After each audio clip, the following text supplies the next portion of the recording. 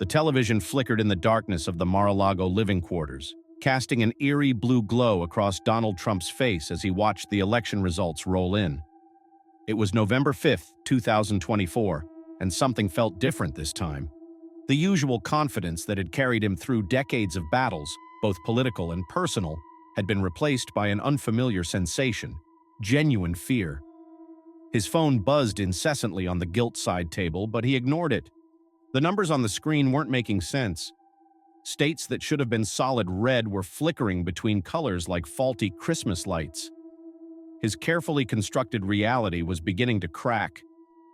"Turn it off," he muttered to no one in particular, but his fingers wouldn't reach for the remote. He couldn't look away from the nightmare unfolding before him. The first signs that something was truly wrong had appeared 3 months earlier. His rallies, once electric with the energy of true believers, had started feeling different. The crowd still came, but their eyes held something new: doubt. It was subtle at first, like a shadow glimpsed from the corner of one's eye, but it grew stronger with each passing week. Then came the dreams. They started the night after a particularly contentious rally in Ohio. In his sleep, Trump found himself walking through the empty halls of the White House, but everything was wrong. The portraits on the walls were replaced by mirrors, each reflecting a different version of himself. Younger, older, triumphant, defeated. As he passed each one, the reflections would turn their backs on him, one by one, until he was alone in a corridor of emptiness. He'd wake up sweating, the sheets twisted around him like serpents, the taste of defeat bitter in his mouth. But the dreams were nothing compared to what came next. It started with the letters. They arrived daily, slipped under doors, tucked into his morning briefings, even folded into the napkins at dinner. Each contained the same message, written in what appeared to be his own handwriting: "The truth is coming." His staff, when questioned, claimed no knowledge of their origin. Security cameras showed nothing. The Secret Service agents assigned to him maintained their stoic professionalism, but he could see the unease in their eyes when he demanded answers. The campaign continued, but the letters kept coming. Soon they were accompanied by photographs, images of himself at events that had never happened, speaking words he'd never said, making promises he'd never made. Each photo was dated days or weeks in the future. His inner circle began to fracture. Longtime allies stopped returning his calls. Fox News started running stories about concerning behavior from the former president. Social media, once his weapon of choice, turned against him as millions of his followers suddenly went silent, their accounts disappearing overnight. One particularly dark night in September, he found himself alone in his office, surrounded by stacks of the mysterious letters. The walls seemed to pulse with an otherworldly energy, and for a moment he could have sworn he heard voices whispering his name from behind the gold-leafed wallpaper. "Who's there?" he demanded, his voice cracking slightly. "Show yourself." The only response was the soft rustle of paper as a new letter materialized on his desk, the ink still wet. "We are the truth you've been running from." The campaign events grew stranger. At a rally in Florida, every single attendee wore a mask of his face, turned toward him in silent judgment. In Michigan, the crowd chanted his name backwards for hours, the sound reverberating through the arena like a demonic incantation. In Texas, the sky turned an impossible shade of green, and no weather service could explain it. His own reflection became a stranger to him.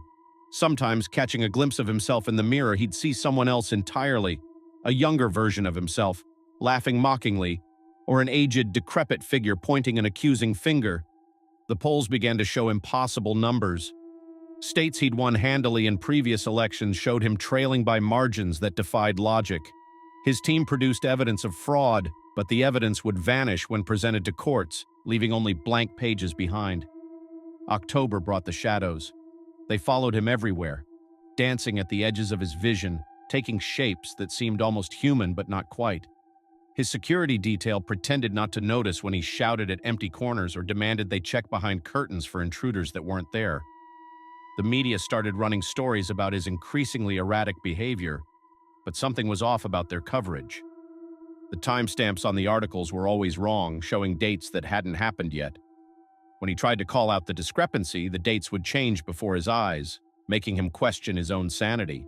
His children stopped visiting. When he called them, their voices sounded distant, distorted, as if coming from the bottom of a deep well.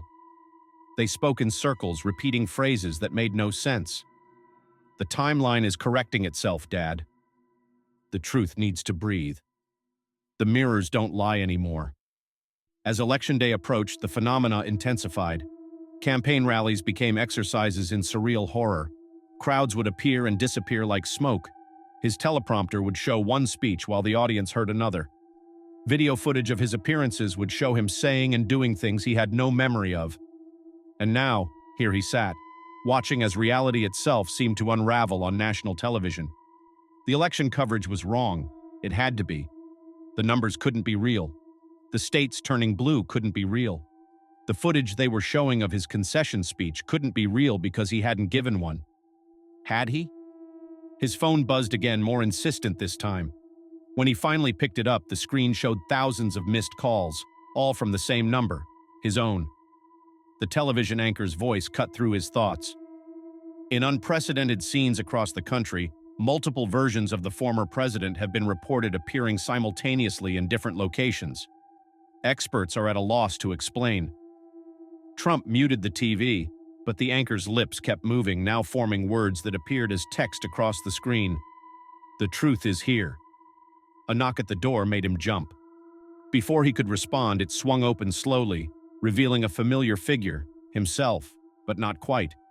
This version was older, grayer, worn down by time and truth. "It's time," his doppelganger said, voice heavy with the weight of 1,000 lies finally coming home to roost. "Time for what?" Trump heard himself ask, though his lips hadn't moved. "Time to face what we've created." The room began to spin, reality bending like a fun house mirror. Through the window, he could see Mar-a-Lago's carefully manicured lawn rippling like waves on an ocean. The sky above had split open, revealing not stars but countless faces, all his own, all watching, all judging. His other self stepped into the room, followed by another and another. Soon the space was filled with versions of Donald Trump from every timeline, every possibility, every choice made and unmade. They formed a circle around him, their voices joining in a chorus that shook the foundations of the building. The truth is here. The walls dissolved, revealing a vast expanse of nothingness beyond. In that void, images flashed like lightning. Every lie he'd ever told, every truth he'd ever buried, every reality he'd tried to bend to his will. They swirled around him in a tornado of consequence, each memory cutting like glass. His phone buzzed one final time.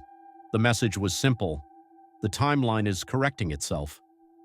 The floor beneath him gave way, and Donald Trump felt himself falling through layers of reality, each one stripping away another facade until nothing remained but the raw, unvarnished truth he'd spent a lifetime running from. In newsrooms across America, anchors reported on the strange phenomena surrounding the former president's disappearance. Some claimed he had been seen walking into the ocean at Palm Beach, multiplying into hundreds of identical figures before vanishing beneath the waves. Others swore he had dissolved into a shower of golden light during his final rally, his last words a confession that echoed across dimensions. The truth, I never knew what it was. Conspiracy theories flourished. Supporters claimed he had been taken by deep state operatives or ascended to a higher plane of existence. Critics suggested he had finally succumbed to the weight of his own fabrications, reality itself rejecting the paradox of his existence.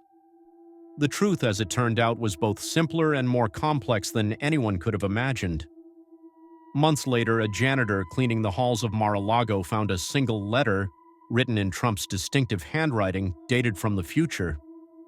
To whoever finds this, I've learned that reality is not a game to be played with. The universe has its own way of maintaining balance, of ensuring that truth, no matter how long delayed, eventually comes to light. I am everywhere now, and nowhere.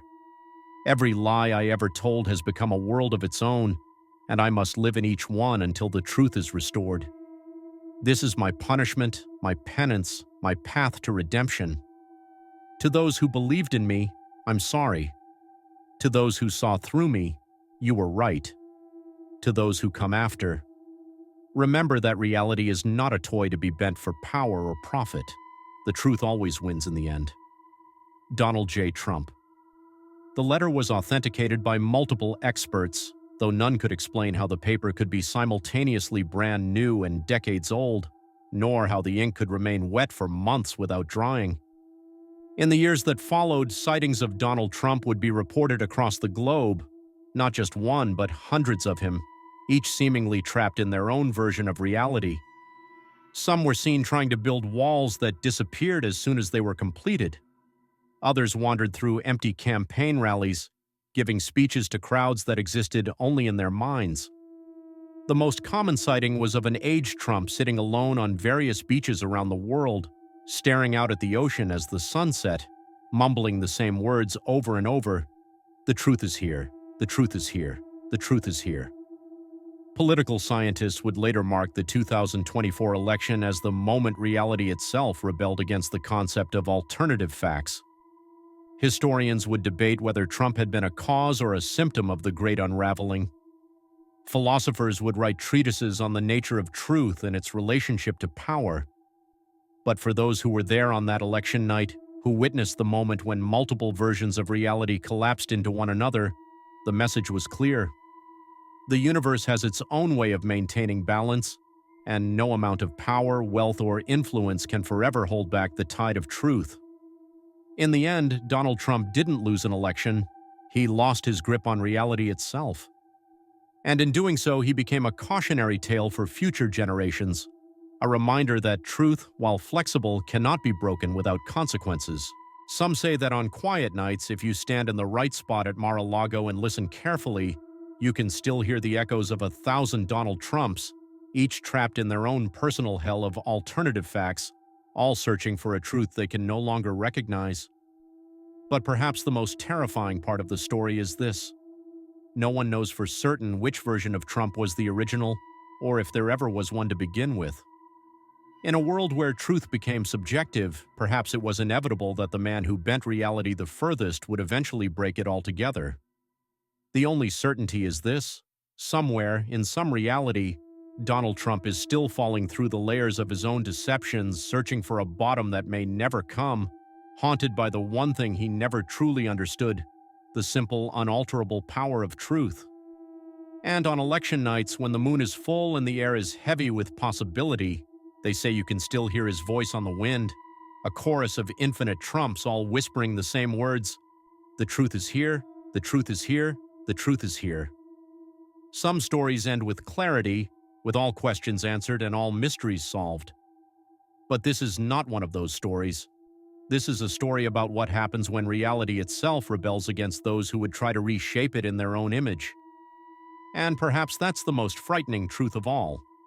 In a world where fact and fiction have become increasingly difficult to distinguish, who's to say which version of reality is the correct one? Who's to say we're not all just characters in someone else's story, waiting for our own moment of reckoning with the truth? The answer, like Donald Trump himself, remains lost. Somewhere between fact and fiction, truth and lies, reality and delusion, a cautionary tale for an age when truth itself has become the most terrifying story of all.